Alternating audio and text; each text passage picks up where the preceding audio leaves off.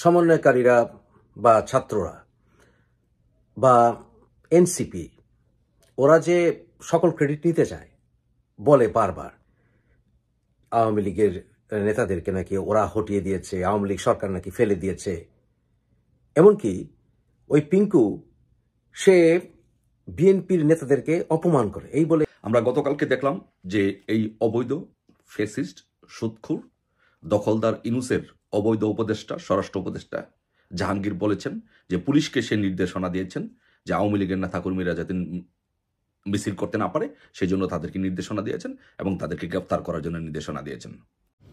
বাঙালি জাতির নামের শেষে একটা বিশেষণ আছে, আবেগী জাতি, তাই না? আছে, আপনি দেখবেন। তবে এই আবেগটা মাঝে মাঝে দেশের জন্য, জাতির জন্য বিশাল কাজে দেয়। যেমন ধরেন, নিজের পকেটের টাকা খরচ করে আমরা ফেসবুকে বিভিন্ন ভিডিও দেখা, অথবা দেশ জাতির দুর্যোগে, বিপদ আপদে আমরা নিজেদের পকেট থেকে যার মতো যা আছে আমরা দিই। এই যে কি মেরেছেন, মানে বুঝতে পেরেছেন তো, সব বাজে বাজে কথা বলে। তাহলে আমার প্রশ্ন হচ্ছে, আওয়ামী লীগ সরকার যে গণতান্ত্রিক ছিল না নির্বাচনের ক্ষেত্রে, এই বিষয়টি কিভাবে প্রমাণিত হয়েছে?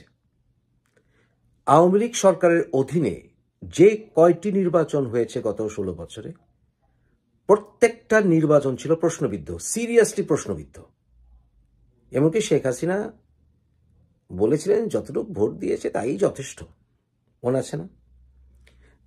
এই সকল কথাবার্তা ছাড়াও নির্বাচনে যেরকমভাবে কারচুপি হয়েছে, এটা তো মনে হয় এখন আওয়ামী লীগের নেতাদেরও অস্বীকার করার কোনো উপায় নেই। এমনকি সর্বশেষ নির্বাচনে যে পাতানো বিরোধী দল সৃষ্টি করা হয়েছে, মানে অনেকটা স্বতন্ত্র বানিয়ে, যেমন ব্যারিস্টার সুমনদেরকে স্বতন্ত্র বানিয়ে একটি পাতানো নির্বাচন হয়েছে। এগুলো সবই তো জনমনে ক্ষোভের সৃষ্টি করেছে। গেল কয়েকদিন যাবৎ মার্চ ফর ডক্টর ইউনূস একটা প্রোগ্রাম চলছে, দেখছেন তো? আস্তে আস্তে এই জায়গাটা ভরাট হচ্ছে। গতকালকে দেখছি এখানে কিছু মেয়েও এসে বসছে, মোটামুটি সংখ্যাটা 25-30। আবার মার্চ ফর ডক্টর ইউনূস ইস্যুতে নারায়ণগঞ্জে আমরা দেখলাম যে ফিলিস্তিনের কাফায়া পরিহিত একটা যুবক বক্তব্য দিয়েছিলেন। শুনতে ভালো লাগছে, কিন্তু প্রেক্ষাপটটা অন্যরকম। তাদের বক্তব্য, না ভাই নির্বাচন দরকার নাই, নির্বাচনের সিদ্ধান্ত নেবে তারা কারা, যারা জুলাই আগস্ট করছে। তো জুলাই আগস্ট কারা করছে? এনসিপি। এখন তারা কিন্তু এনসিপির ব্যানারে আসে নাই, তো তারা করছে নাকি এখানে অন্যান্য রাজনৈতিক দলগুলোর পার্টিসিপেট ছিল? সবার শেখ হাসিনা বারবার চিল্লায় বলতেছিল, দেখো এই ছাত্র আন্দোলন কিচ্ছু না, এটা সরকার পতনের আন্দোলন।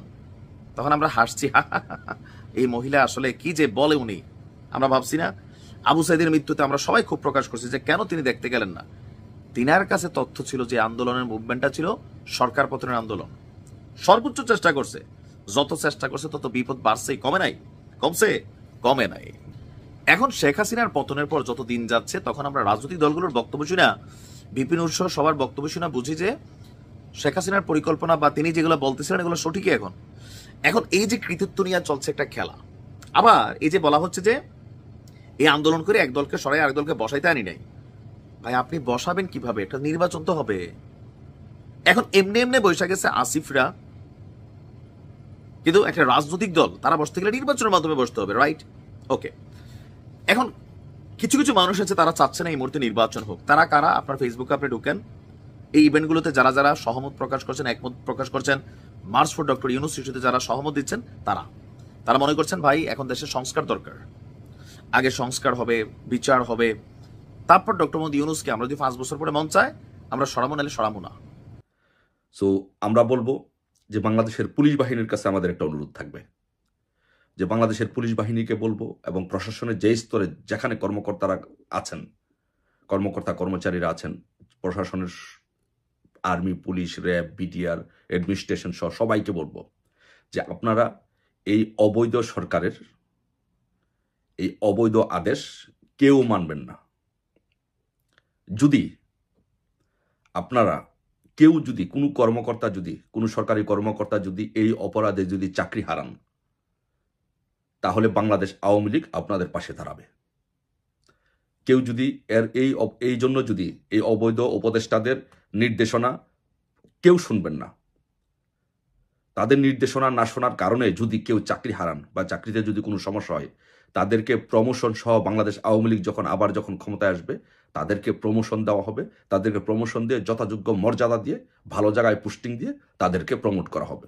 সেই দায়িত্ব বাংলাদেশ আওয়ামী লীগ নিবে, বাংলাদেশ আওয়ামী লীগ যখন ক্ষমতা আসবে ইনশাল্লাহ। তাই সবাইকে, কেউ মনোবল হারাবেন না, কেউ ভয় পাবেন না, এই অবৈধ উপদেষ্টাদের কথা কেউ শুনবেন না।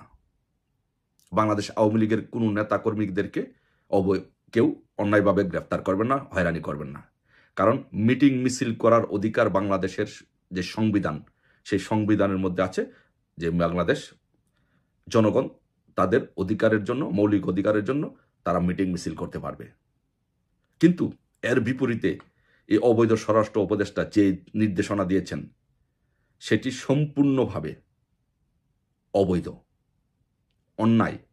তাই সকলকে বলবো যে সকল পুলিশ সহ সকল বাহিনীর সকল সদস্যদেরকে বলবো যে অবৈধ এই উপদেষ্টাদের কোনো নির্দেশনা আপনারা কেউ মানবেন না।